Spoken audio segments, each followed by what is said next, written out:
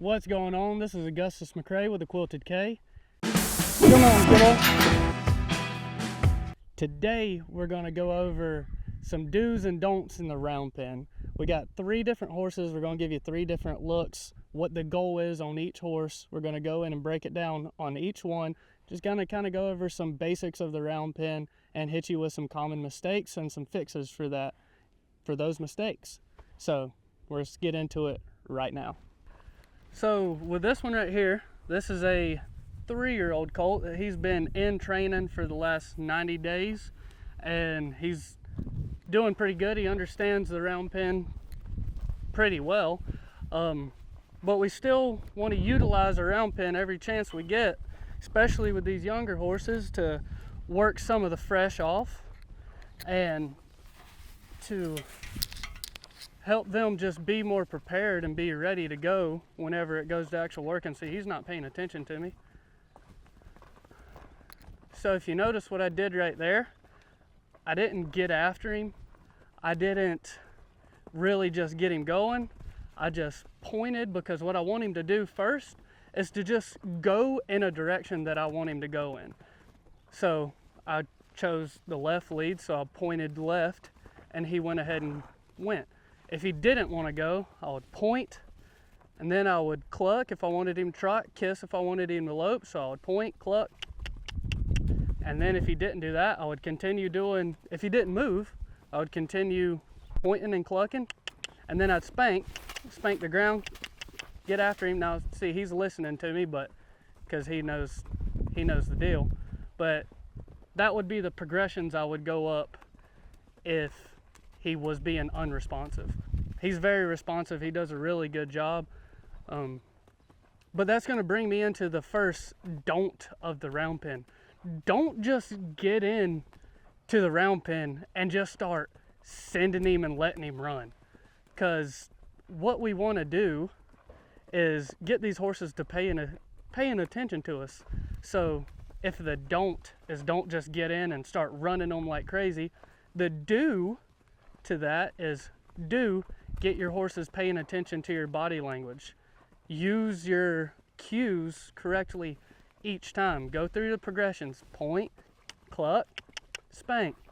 Use your progressions, and every time he does it right, if he does it right off the point, I don't go to the cluck, I don't go to the spank. So just use your cues correctly each and every time. So get him being responsive to what you want. See right here, he's doing good. He kind of settled back down in a trot, and I'm okay with that because what I want him to do is trot.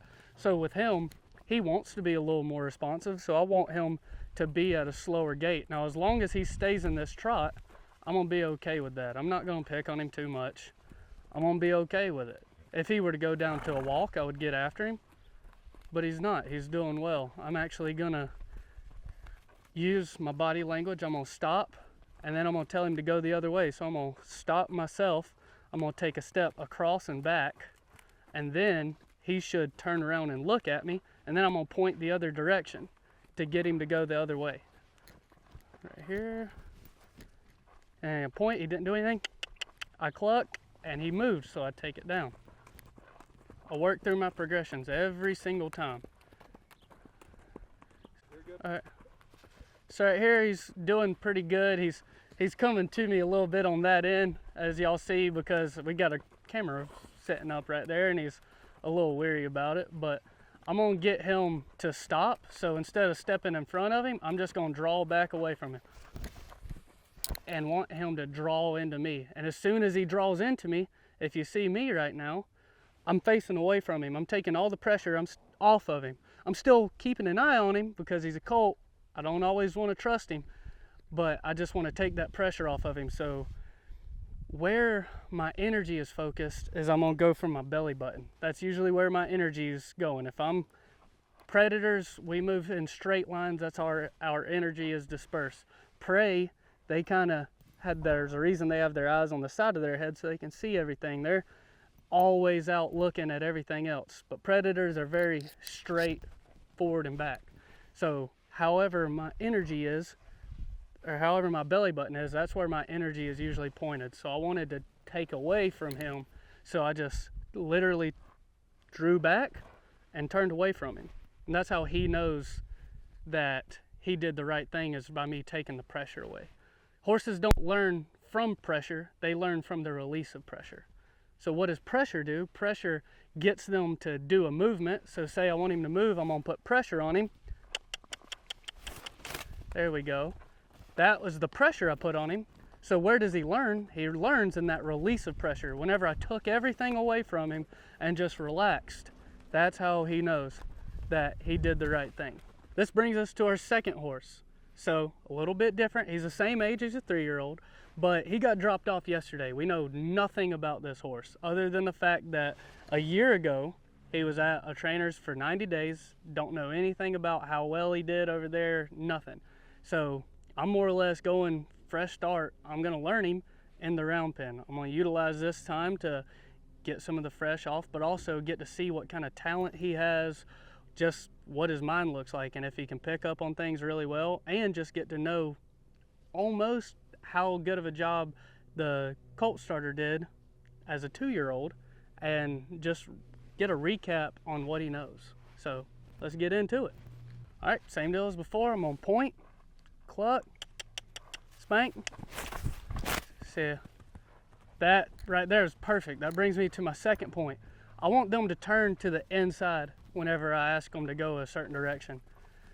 I want them to face me and turn, because if he gives me 2 feet, that's a sign of disrespect to me. But if he gives me 2 eyes, that's a sign of him wanting to connect up to me. So just the same as my first do and don't just get in and run him around. Actually get him listening to you and your cues. My second don't is don't let him turn back towards the outside.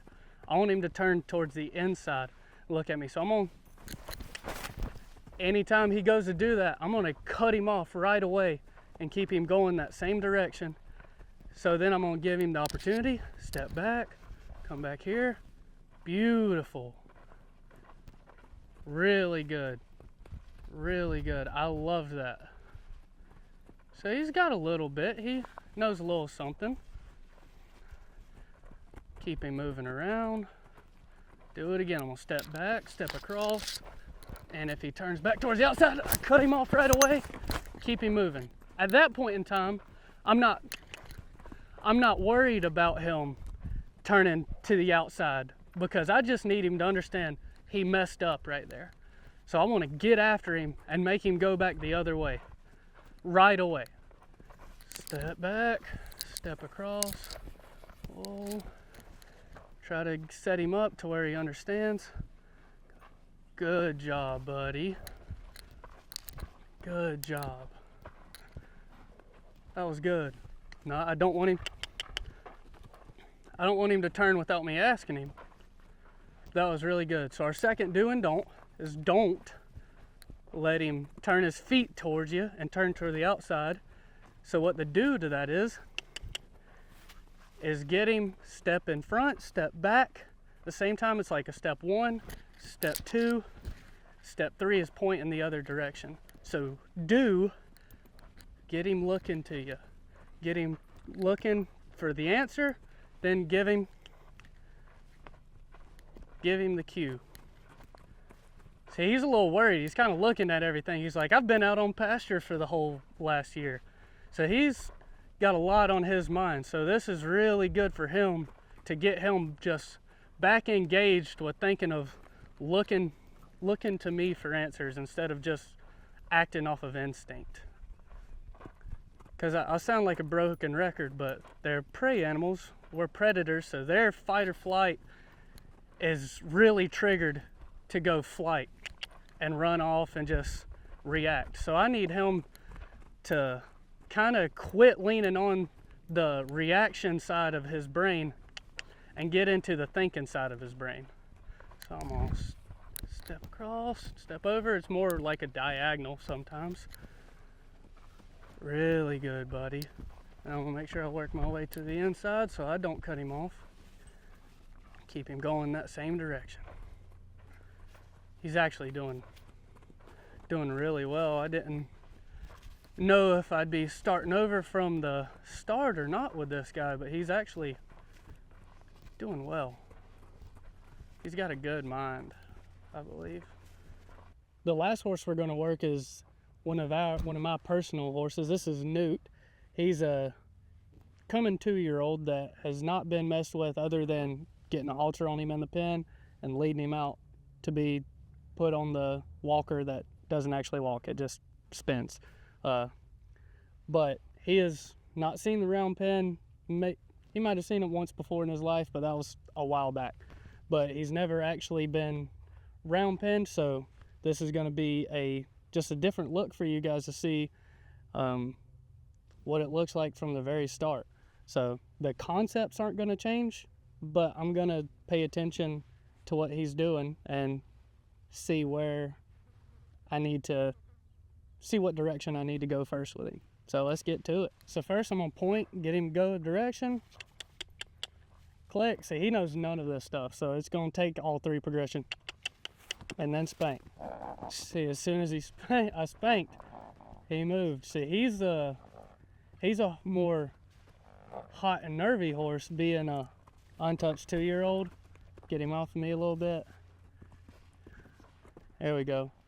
Which that brings me to my third do and don't. Don't just do the same thing with every single horse. So you're gonna have different kinds of horses that are more lazy by nature. See, I didn't like that, so I wanted to move his feet. But don't just do the exact same thing with every horse. So take what your horse is doing into consideration. Take whether they're a more hot and nervous type horse or if they're a lazier type horse, and you're going to have to adjust how you engage with these horses a lot different. The more hot and nervous type horses, if he's real nervous about my bag, I might just sit here and flog my bag around until he kind of doesn't worry about it anymore. But if he was a lazier type horse, I wouldn't. I would stand here and I would be very intentional with my cues to where he knows whenever I waved my bag, I needed him to move. See, he's a lot more hot and nervous, so I'm just going to kind of do stuff in order to get him to dull up more or less and just become less bothered by every single reaction. So let's go into it. I'm going to stop, try to get his change direction towards the inside.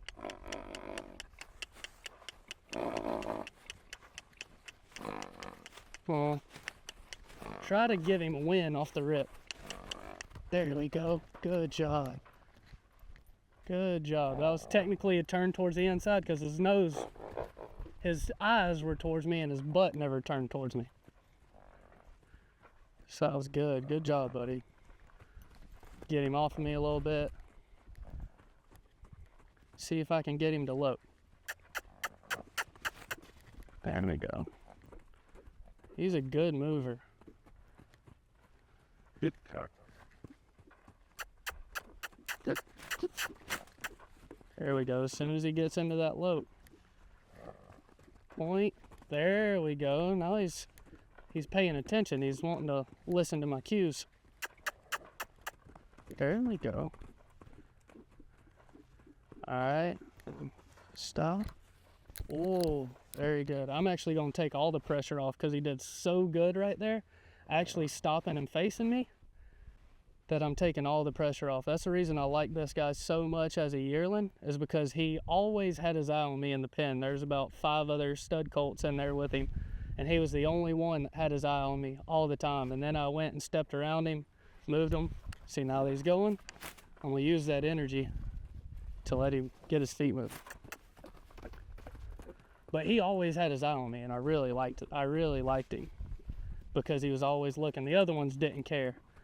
But I moved him around, saw that I liked how he moved, and he is always watching. He's one that wants to do something. Thank you guys so much for watching this video. I really hope you found it informative. I hope it helps. I hope you can go and now apply these principles in the round pen with your horse. I'm not worried about him right now, but I hope you can go and apply these principles with your horse, and then you can be a better leader in the round pen for your horses, for the next horse you get, for the horse you have now, just to make it better. If you found it informative and you liked the information that was given, share it with somebody that you may know could also use this information. Hit the like button if you'd like, subscribe, whatever, it's up to you guys. But I really hope you enjoyed this video, you got a lot from it. Take this information that you now have and go apply it and be a better horseman. Thank you guys for watching. Come back on the next one.